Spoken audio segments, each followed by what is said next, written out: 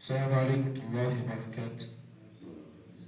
الحمد لله رب العالمين والصلاة والسلام على رسوله الأمين وعلى آله وأصحابه أجمعين، أما بعد. أعوذ بالله من الشيطان الرجيم. بسم الله الرحمن الرحيم. ولقد كنتم تمنون الموت من قبل أن تلقوه فقد رأيتموه وأنتم تنظرون. محترم بزرگوں اور نوجوان بھائیوں، آج کے درس میں آپ حضرات کے سامنے سورہ آل عمران کی آیت نمبر 142 کو پیش کیا گیا ہے۔ اللہ رب العالمین نے اس آیت کے اندر یہ بات بیان کی اور فرمایا وَلَقَدْ كُنْتُمْ تَمَنَّوْنَ الْمَوْتِ، اور تحقیق کہ تم لوگ موت کی تمنا کرتے تھے، من قبل ان تلقوه، اس سے پہلے کہ شہادت یا پھر اس سے پہلے کہ قتال یا اس سے پہلے کہ جہاد کا وقت آنے سے پہلے تم لوگ موت کی تمنا کرتے تھے۔ فقد رأیتموہ، تحقیق کہ تم نے اب اس کو دیکھ لیا، یعنی جہاد کو تم نے دیکھ لیا، جنگ کے میدان کو تم نے دیکھ لیا۔ وَأَنْتُمْ تَنْظُرُونَ، حال میں کہ تم جس چیز کی تمنا کرتے تھے اللہ نے تمہاری تمنا کو پورا کر دیا۔ اللہ تعالیٰ اس آیت کے ذریعے سے غزوہ احد جو سن 3 ہجری میں جو جنگ لڑی گئی، اللہ تعالیٰ اس کے نقشے کو بیان کر رہا ہے۔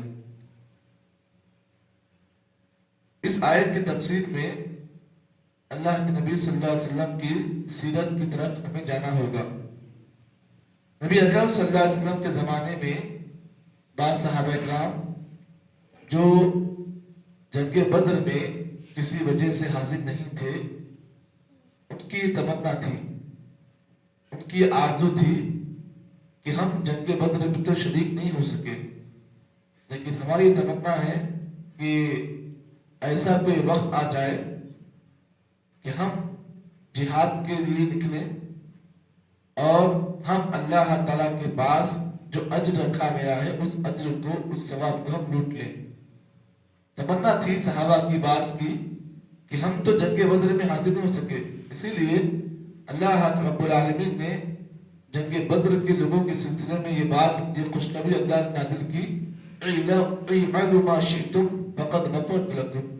جنگ بدر میں جتنے صحابہ شریک ہوئے، اللہ نے سب کے بارے میں یہ عام خوشخبری اللہ نے بیان کی، کہا اے جنگ بدر کے صحابیوں، اعملوا ما شئتم، تم جو کچھ کرو اللہ تمہارے عمل کو اللہ نے معاف کر دیا۔ تو جنگ بدر میں جتنے صحابہ شریک ہوئے، اسلام کی پہلی جنگ تھی، اللہ نے سب کے بارے میں یہ بات، یہ خوشخبری نازل کر دی کہ جنگ بدر میں جتنے صحابہ شریک ہوئے ان تمام کی عام مغفرت کا اللہ نے اعلان کر دیا، اعملوا ما شئتم فقد غفرت لکم۔ تو جنگ بدر اسلام کی پہلی تاریخی جنگ ہے۔ بعض صحابہ کرام اس جنگ میں کسی وجہ سے شریک نہیں ہو سکے، انہوں نے اللہ کے نبی کے سامنے اس بات کی تمنا کی کہ اللہ تعالیٰ ہمیں مرنے سے پہلے شہادت کی اللہ تعالیٰ موت دے، ہم اگر شہادت کا موقع آ جائے تو ہم اس میں جی جان لگا کر ہم اللہ کے راستے میں جہاد کریں گے۔ یہ بات صحابہ کرام نے اللہ کے نبی کے سامنے یہ خواہش کا اظہار کیا۔ اب کیا ہوا، اللہ رب العالمین نے ان صحابہ کی زندگی میں ہی اللہ تعالیٰ نے پھر اس موقع کو واپس لایا۔ جنگ بدر کے موقع پر انہوں نے یہ شکایت کی تھی، یعنی یہ خواہش اظہار کی تھی کہ اگر ہمیں اور ایک موقع ملتا، جنگ بدر میں تو ہم شریک نہیں ہو سکے، لیکن اللہ تعالیٰ ایک اور موقع ہمیں دلائے تو ہم کیا کریں گے، اللہ کے راستے میں جی جان لگا دیں گے اور ہم اللہ کے راستے میں جہاد کریں گے۔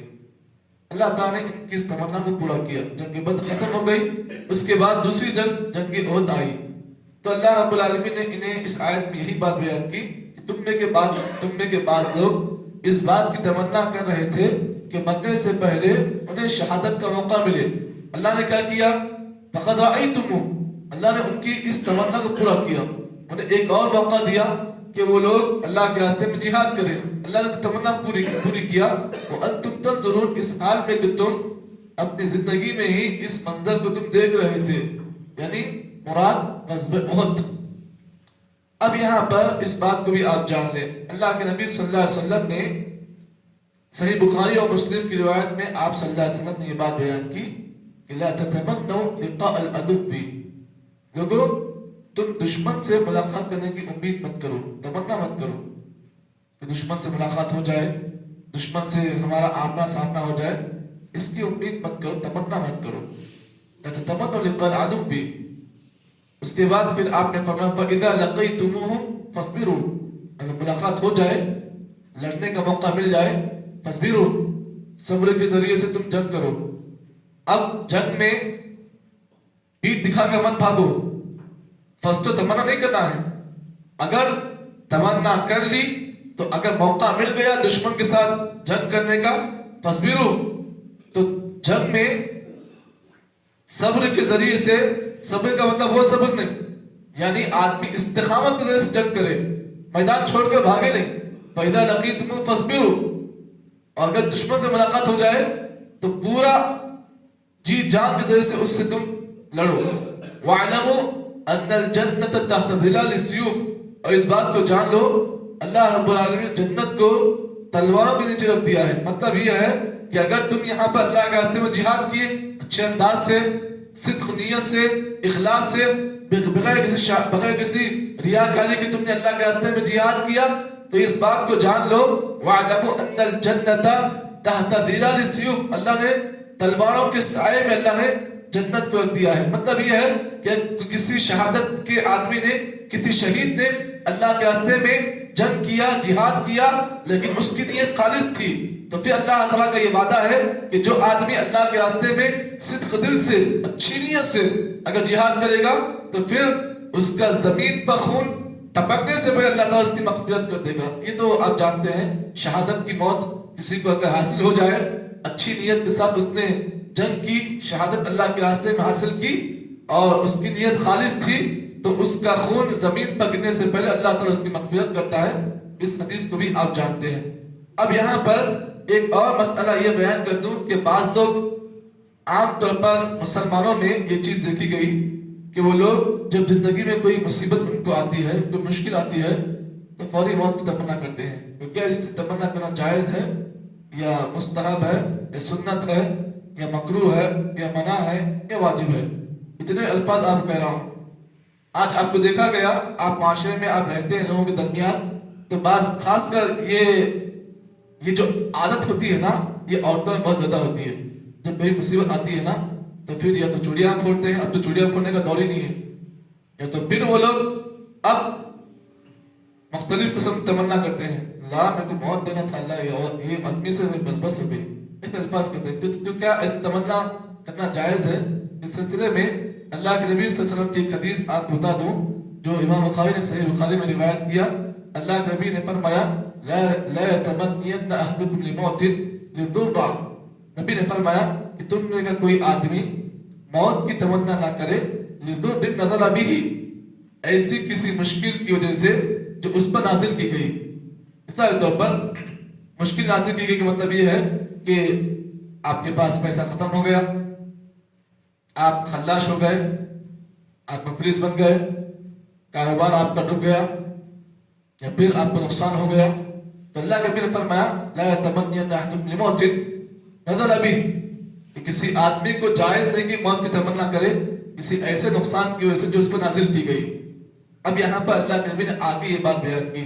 اب وجہ کیا ہے تمنا موت کی نہ کرنے کی وجہ کیا ہے؟ نبی نے فرمایا لعله ان يكون حسنا فيزداد به، اگر وہ آدمی نیک تھا، اچھا آدمی ہے، تو پھر اللہ تعالیٰ اس کو یہ بات اس ذریعے سے بتانا چاہتا ہے کہ اللہ تعالیٰ اس کی نیکیوں میں مزید اور اضافہ کا اللہ موقع دے.